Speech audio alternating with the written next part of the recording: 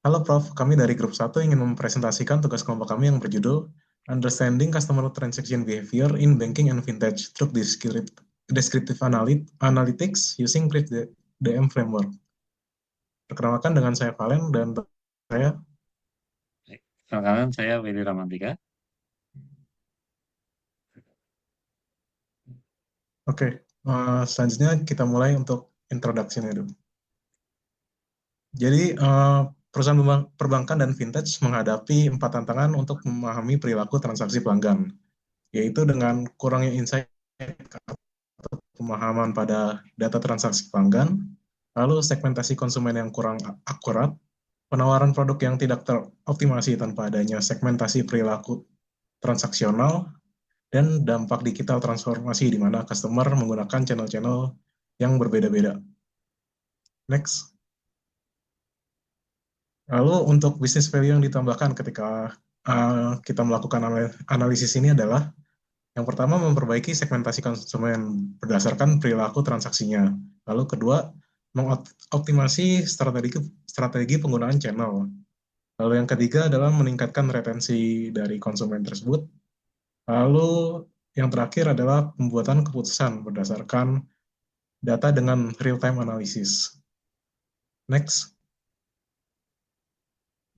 metodologi yang digunakan dalam penelitian ini adalah Cross Industry Standard Process for Data Mining dengan tahapan sebagai berikut, yaitu dengan business understanding, data preparation, modeling, evaluation, dan deployment. Next. Untuk teknik analisa deskriptif yang digunakan adalah exploratory data analysis atau EDA, lalu clustering dengan unsupervised learning, dan kita juga menggunakan visual teknis untuk menggambarkan data-data yang kita miliki. Baik. Selanjutnya saya akan Next. meneruskan untuk menjelaskan mengenai section 3 metodologi. Dataset yang kami gunakan merupakan data transaksi dan saldo nasabah yang kami download dari website Kaggle. Pada dataset memuat data transaction ID, customer ID, tanggal lahir, gender, lokasi, saldo, tanggal transaksi, jam transaksi, dan nominal transaksi. Contoh sebagaimana screenshot. Persiapan data dimulai dari melakukan konversi data tanggal menjadi format tanggal untuk kolom customer DOB dan transaction date. Selanjutnya, hapus value nol pada kolom saldo customer dan nominal transaksi dan diganti dengan value nol. Terakhir, hilangkan value tanggal yang salah. Di sini kami ingin melakukan analisa terhadap dua hal. Pertama, kredit score untuk menilai kelayakan pemberian kredit kepada nasabah berdasarkan fitur utamanya yaitu average account balance, jumlah transaksi, dan umur nasabah. Kedua, analisa customer transaction behavior, walaupun fitur utama yang dipilih adalah average customer balance, transaction count, average transaction amount, dan umur nasabah. Sedangkan untuk metode clustering yang akan digunakan adalah menggunakan K-mean, Gaussian, dan hierarchical. Berikut adalah tampilan dari hasil running modelnya. Pada bagian kiri adalah tabel prediksi kelayakan kredit, sedangkan sebelah kanan adalah pie chart pengelolaan behavior transaksi dari nasabah. Model tersebut kemudian dievaluasi. Untuk skor kelayakan kredit, kami menggunakan binary classification evaluator with area under ROC. Nilainya adalah 0,9998. Hasil ini menunjukkan bahwa model model dengan baik dapat memisahkan antara layak kredit dan tidak layak kredit. Untuk customer transaction behavior, kami menggunakan dua metode evaluasi, yaitu silhouette score dan Kerensky-Harabas Index atau CHI. Hasil silhouette score negatif 0,2338 yang mengindikasikan terjadi overlap pada klasternya, distribusi data tidak cocok menggunakan K-mean atau fitur yang digunakan tidak relevan. Selanjutnya untuk customer transaction behavior, maka perlu dilakukan evaluasi ulang untuk mendapatkan klaster yang sesuai. Kami menggunakan elbow method. Hasilnya menunjukkan bahwa klaster yang efektif adalah 4 atau 5. Berdasarkan hasil evaluasi, kami ubah jumlah klasternya menjadi 4. Selanjutnya kami evaluasi ulang dan terlihat hasilnya menjadi jauh lebih baik.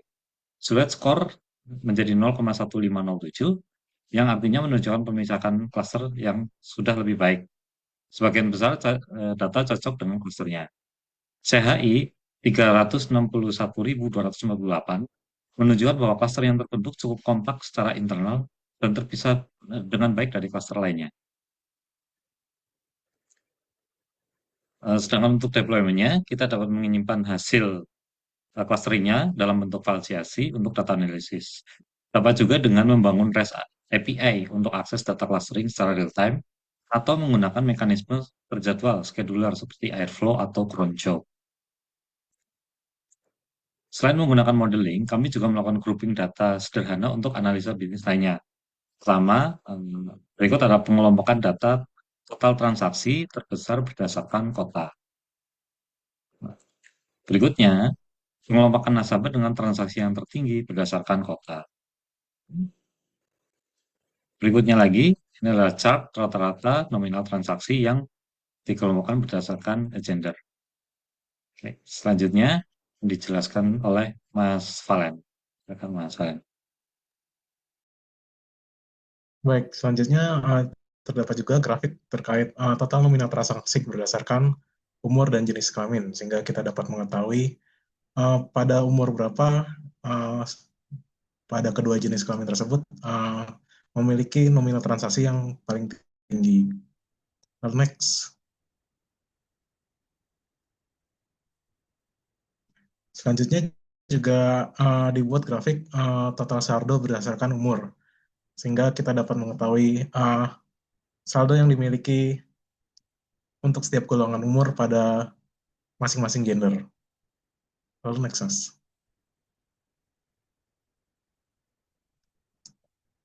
Selanjutnya dibuat juga yang tidak terpisah gendernya, yaitu nominal transaksi berdasarkan umur saja.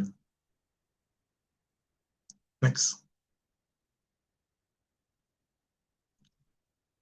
Lalu dengan menggunakan logistic regression yang telah dijelaskan sebelumnya, maka dapat dianalisa apakah kredit customer dapat disetujui atau tidak. Dengan menggunakan model ini, maka perusahaan dapat mengurangi lead time untuk pengambilan keputusan dan meminimasi risikonya. Next. Lalu dibuat juga distribusi segmen nasabah berdasarkan perilaku transaksinya, itu dibagi menjadi 4 golongan. Yang pertama adalah golongan yang seimbang dilihat dari umur, saldo, dan transaksinya. Lalu terdapat juga golongan dengan saldo tinggi dan namun aktivitasnya rendah. Lalu transaksi rendah dengan saldo rendah. Dan nasabah muda, yaitu dengan yang memiliki frekuensi transaksi yang tinggi. Next. Lalu kesimpulannya adalah dengan menggunakan metode CRISP-DM dan exploratory data analysis, kita dapat menggunakan metode tersebut untuk menganalisa perilaku pelanggan dalam industri perbankan dan vintage. Sekian dari presentasi dari kelompok kami, Prof. Terima kasih.